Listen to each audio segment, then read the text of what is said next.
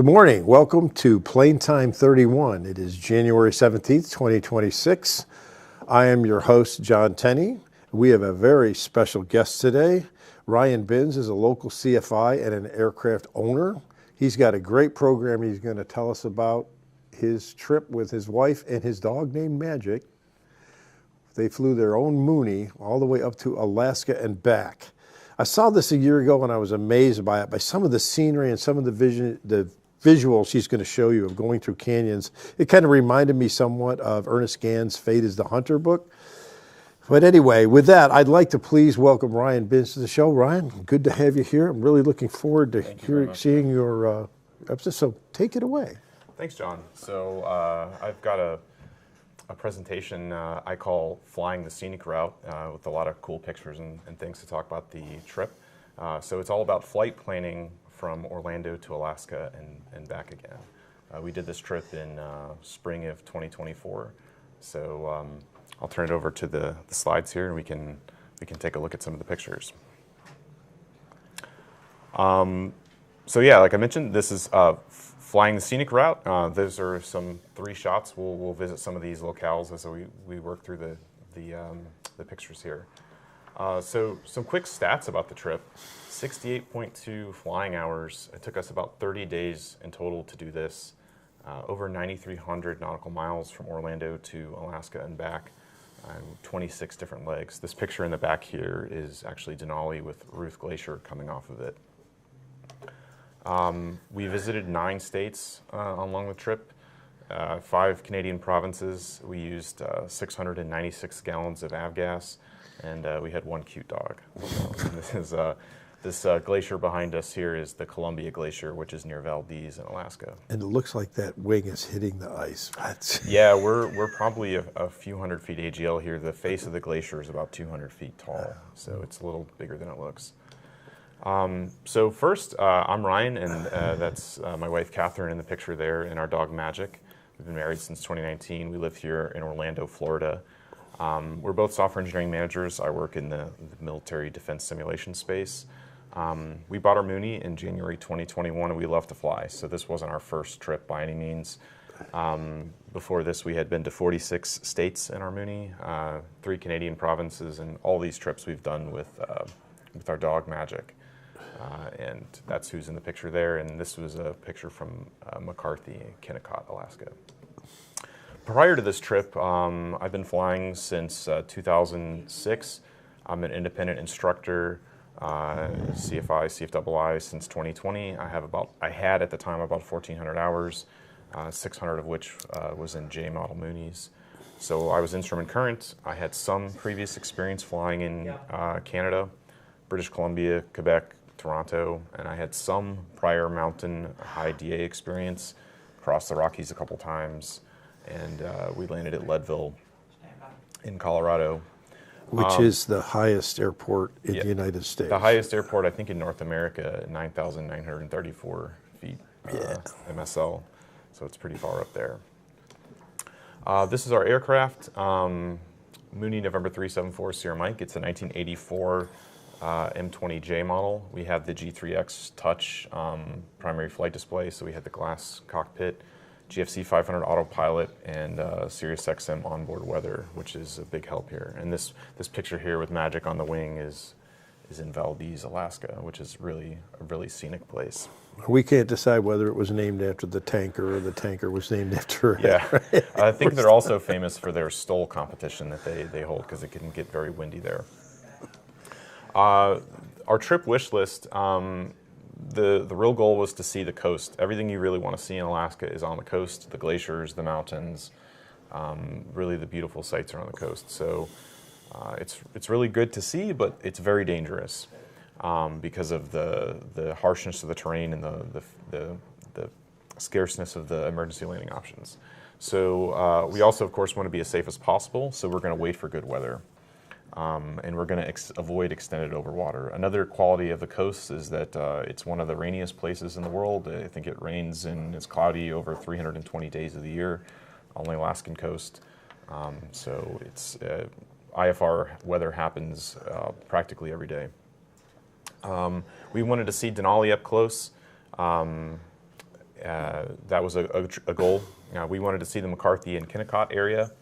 That was another one. I had been recommended that by someone. I'll talk a little bit later in the presentation where I got some recommendations. That would have mean landing on one gravel strip. So that was going to be a challenge.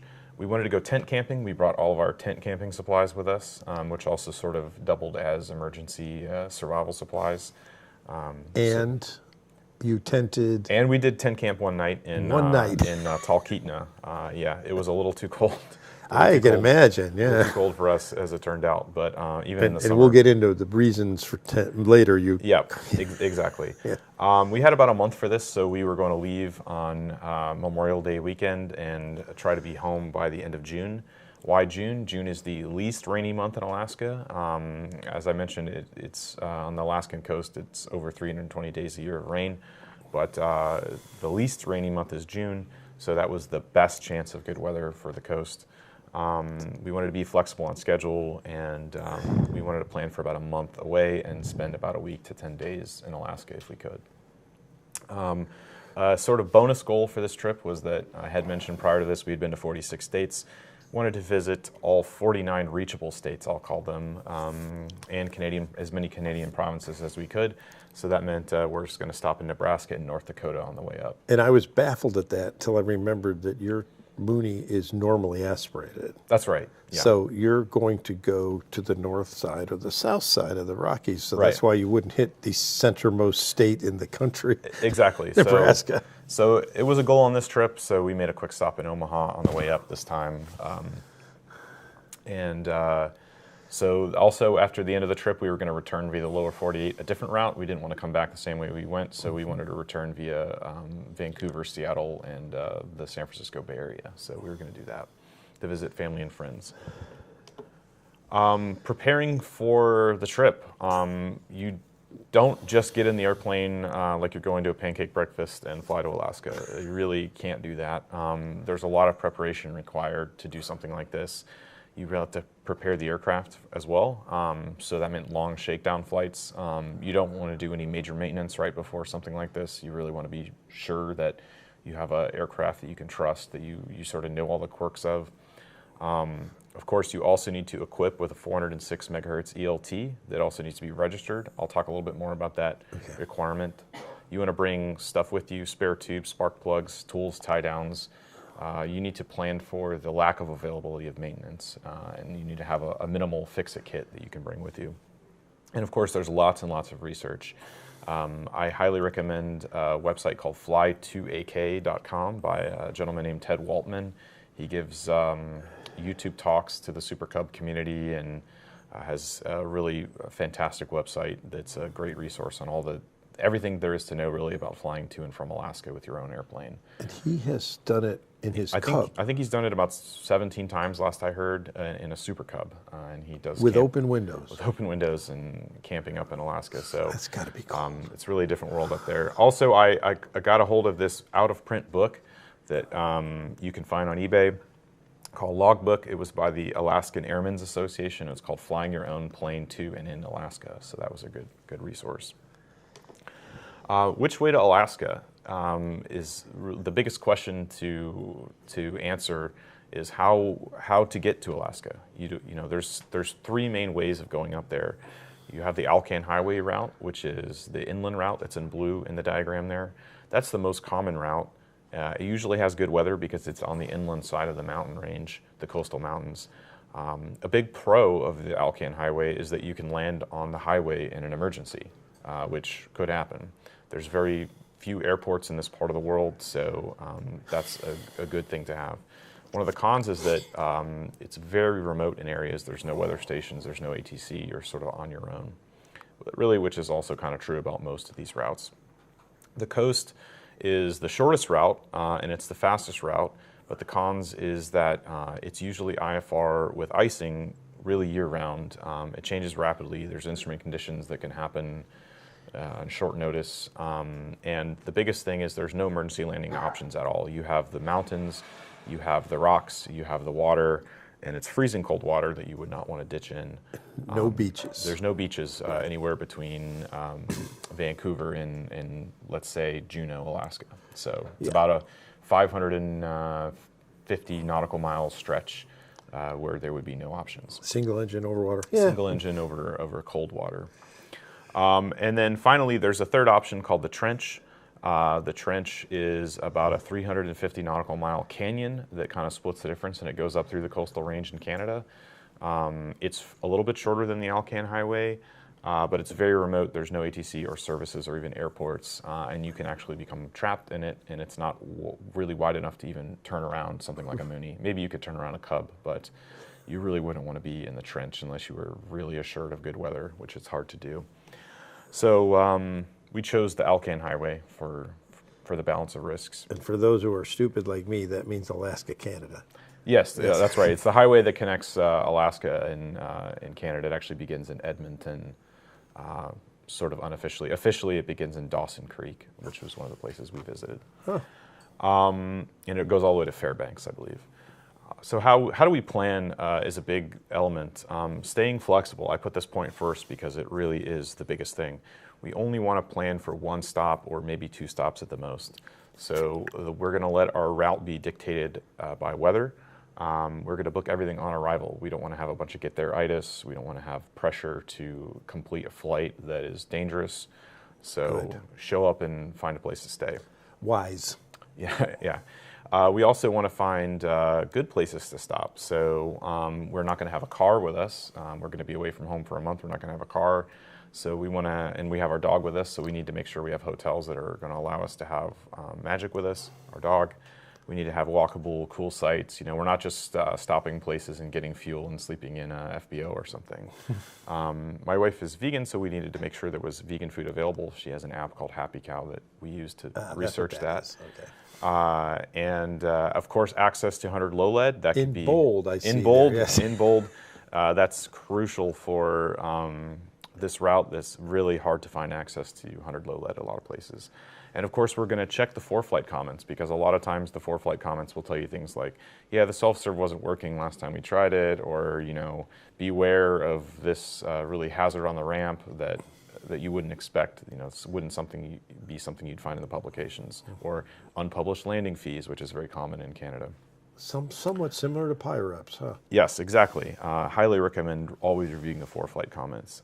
We wanted to keep the average legs less than 3 hours, which in the Mooney is about 450 nautical miles. We're traveling as a family, so we're not going to be using any Gatorade bottles on this trip. We really wanted to keep it reasonable. No explanation. We didn't want to do any high altitude crossings. There really isn't a need to do that to go to Alaska, but even for some of the return legs, we didn't want to do any high altitude crossings. We don't carry supplemental oxygen in the Mooney. And certainly not for Magic. And we wouldn't have it available for our dogs, so we don't want to harm anyone. And we don't want to take any unnecessary risks, so we're definitely not flying the coast. We're going to stick to mostly following roads if we can, so we could land on them if we had to. We're going to mostly, except for one, avoid unpaved runways. Most of the airfields up in that part of the world are actually gravel strips. Once we're in Canada, we want to do all-day VFR in Canada and Alaska, and of course we're going to wait for good weather. Camping and survival gear that we needed to bring with us. So emergency and survival gear is actually required legally for flying in Alaska. This is a serious route, and there's serious risks. You know, it was something to think about a lot. The Alaska statutes actually require you to bring a certain amount of emergency gear, including a mosquito head net, among other things. A 406 megahertz ELT is mandatory in Canada for unregistered aircraft, and it has to be a registered ELT, which means you register the ELT so they have an emergency contact. And they can find you and inform somebody if you. So it automatically identifies your N number to the Air Force. That's right. The Air Force would get your search and rescue, would get your N number, your GPS position, in fact, and also they'd have your emergency contact details. They have a whole profile on you. They have a whole profile on you, and you have to update that registration whenever you transact an aircraft, or every so many years. Okay. Communications and SOS, we had a dual SIM cell phone, a Garmin InReach Mini, which is that orange device there, an Iridium Go satellite phone. Unfortunately, the Starlink Mini was not yet available when we did this trip, or that would have been a great option, and a registered 406 megahertz ELT. So we had a number of ways that we could contact customs or help if we needed to.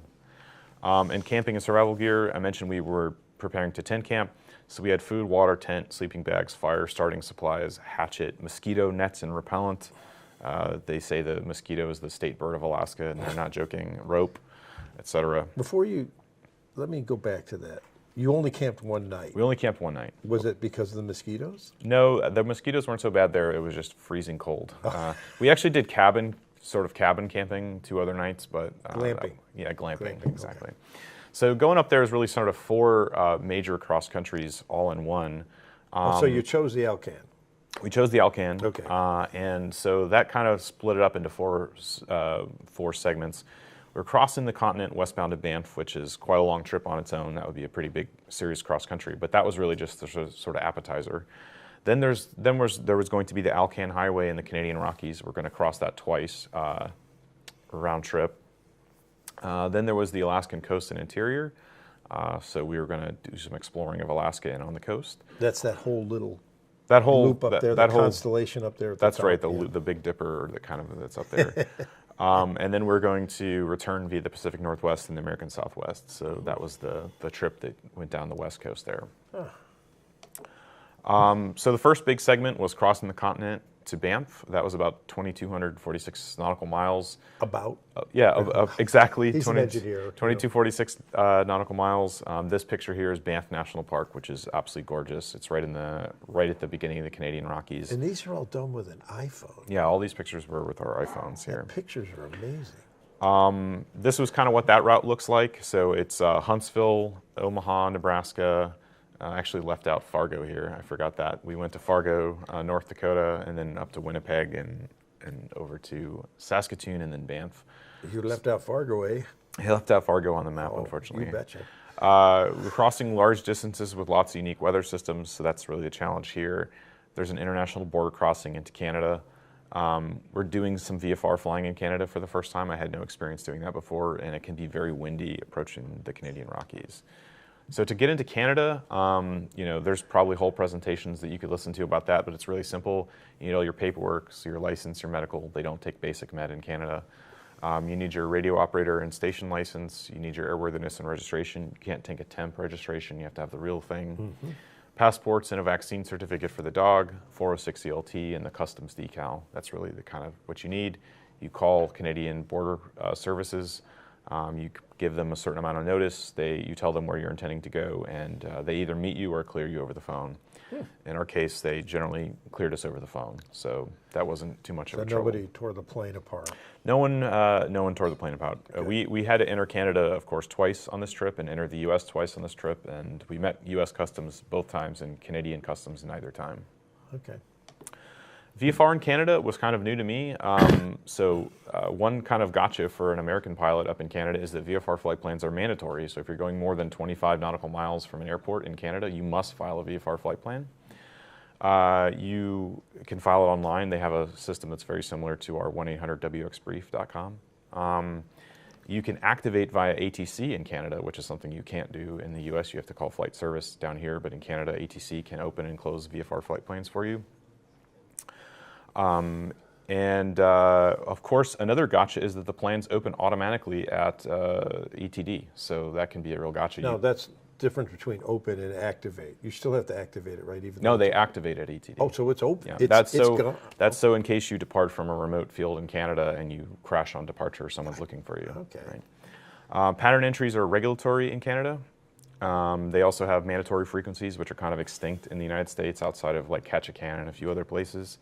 So you have to speak to something like a radio operator at certain fields. Is it the same pattern entry that our AIM teaches? The enter the left downwind 45. They want you to cross midfield always. Cross midfield. Yeah, they do also support the 45, but there's the diagram down there that they let you do, and you also have to announce when you're entering the airspace of an uncontrolled field. Right. They also have something called an en-route frequency, so that because ATC services are so sparse in Canada, if you go more than 30 miles from a major airport, you're not getting anything at all. So they have a CTAF sort of for the whole country where you can self-report. And you can talk to other pilots on that. And you can talk to other pilots, which is big. So you can send a message. Right. Okay. They have Class C airspace, so it's just kind of like our Class B airspace. You need permission. And unfortunately, the big one is there's no ADS-B weather or XM radar up there. There's absolutely nothing available in flight in Canada. SiriusXM has METARs, but they're delayed 30 minutes, which is a hindrance. So I had to use a satellite phone. That was why we had the Iridium. This is a picture of Banff as we're landing there. That was the only really challenging leg on this trip because the wind, we were having to, because of construction, land on runway, I think it was 18 or 19. We had the 280, 21 gusting 29, so it was a little challenging, but during that time of year, wind off the Rockies is very common. I'm sure you handled it like a champ. Yeah, it was a little white knuckle experience, but we made it. Next was the Alcan Highway in the Rockies. That's about 1,000 nautical miles of flying, and this is really the kind of meat of the trip. This is a picture from Dawson Creek, which is the official Alaskan Highway starting point. The challenges on this one is that you're going to be crossing large distances over unpopulated areas. The mountain weather changes very quickly, and it's very localized. There's no diversionary airports, so I'll talk more about that in a minute. There's very uncertain availability of fuel. There's an international border crossing to Alaska, which is kind of complicated, and there's really no ATC or services, so you're on your own. And what do I mean by you're on your own? What does flying on your own mean? Well, it's kind of like flying like maybe people would have done 60, 70 years ago. You're sort of out there. There's no weather reporting. There's an 800 nautical mile gap in NEXRAD. There's only a handful of METARs, maybe over this entire route. There's like 3, I think, that are usable. There's no weather cameras. So you have to rely on forecasts and weather models, occasionally PIREPs if you happen to be lucky enough to talk to somebody on the en-route frequency. And I'm not talking about flight service PIREPs. I mean, you're speaking You're asking somebody, hey, where are you? What does it look like? Yeah. And the mountains, unfortunately, make the weather highly localized. What the weather is on this valley is not what the weather is in this valley. So you have to be very careful. There's no ATC flight services, mechanical services of any kind, so you're out of VHF range for 90% of the crossing. You can relay to other pilots, and you better call ahead to make sure there's fuel. The big one is that diversion could be 250 nautical miles behind you, so you could get into a situation where if you decided you needed to divert, the weather is deteriorating, you may be flying 2 hours in the direction you came to divert because that could be the only field available to you. And you need to have a plan for the worst, inadvertent IMC, if the worst case were to happen. You really can't get into that situation. You could become trapped because you're in valleys and there's clouds always.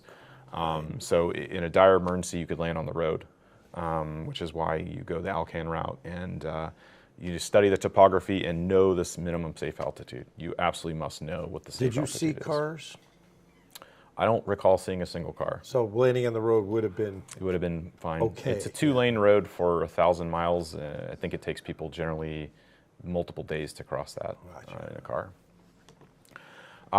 This is what I mean by knowing the terrain, knowing the altitudes. We're using 4 flight hazard advisor on the left, and I have my route mapped. This was actually going down to that's a lot of red. Juneau. It's a lot of red. The peaks go here but only to about 6,000 feet, but you can see the clouds like to hang out right at the peak level, so you're sort of forced to be in these valleys. This was kind of what the forecast looked like for the crossing, so we had a nice, as good a VFR day as you get for this, and at 4,500 feet, there's really as high as you need to get to go through the whole route. The highest pass, I think, is only 2,600 or something. The Alcan Highway, basically there's that one 411 nautical mile stretch there where you have to kind of jump through it with no fuel. Unfortunately, there was fires, so we landed at Watson Lake, which is a really cool old World War II base, and then we went on to Whitehorse. That's where you saw the B-25s? Yeah, the B-25 stuff is there. So this was the Alcan Highway. This is kind of what it looked like. And that's your route, the blue? The blue was our route, and the highway is there in red. Watson Lake, as I mentioned, was a kind of cool World War II air base. Canada, Alaska, really quickly, there's only a few places to get into Alaska from Canada. Interestingly, you actually squawk VFR to go across the border because there's no ATC available north of the 54th parallel to do the crossing. So there really is only 5 airports entry. We chose Juneau in this case, so we went into Juneau. This is kind of what it looks like, the White Pass into Skagway. So the White Pass, this is about what the weather looked like. So there's some weather cameras there. So you can see I was relatively confident because of the cameras that we had good VFR weather. The White Pass is aptly named. Right at the border, all the snow dumps from the coastal range. So you literally go from not snow to snow going across. The Alaskan coast and interior was really, really cool. A lot of the same challenges for the rest of the route, really uncertain availability of 100 low lead, and you're over water for some of it. We had to wait actually about a week in Juneau for weather to clear. It was IFR, IMC for about an entire week. Catherine looks really disappointed to be waiting there. This is us in front of the Mendenhall Glacier there. Oh, there, yeah, the glacier in the back. This coastal weather is really what you're concerned about. There's this low that kind of lives off the Gulf of Alaska the entire time, so it moves on and off as it happens. So we had good weather on that day, so we were able to go. We had a really quick tour of Glacier Bay going up, some amazing scenery in Glacier Bay. We stopped in Yakutat, Alaska for some very cheap $11 a gallon fuel. We did a little flyby of the Columbia Glacier. So this was my favorite site on the entire trip. This is what it was. Picture. This was that picture. We're just a few hundred feet AGL in front of the Columbia Glacier. It was really cool. And it looks like Antarctica out the other window, basically. Stopped in Valdez, got some also a very expensive $10 a gallon fuel, self-serve. This was our gravel strip that we ended up going to. This was our inspection pass and landing in McCarthy, where we stayed in the cabin there next to the world's largest copper mine that's abandoned. This is actually a national park. It's inside a national park there. This was the cabins and the copper mine. This was our quick flyby of Denali. We camped that evening in Talkeetna, right by Denali there. This is the Ruth Glacier. It was called Denali then. Yeah, it was called Denali then. It's now, I guess it's Mount McKinley. Mount McKinley again. McKinley yes. now. The highest point in North America. Highest point in North America. Yes. And then, of course, we had to get out of Alaska, so in this case, the weather was deteriorating a bit. And so this was us stopping in Tok Junction and dealing with some smoke. Quick stats in the end. I mean, so many things to talk about here, but the main one I want to say is that we spent about $5,200 in fuel for this trip, $7.50 gallon average, and the highest $12.18 in Juneau. So it was kind of very expensive.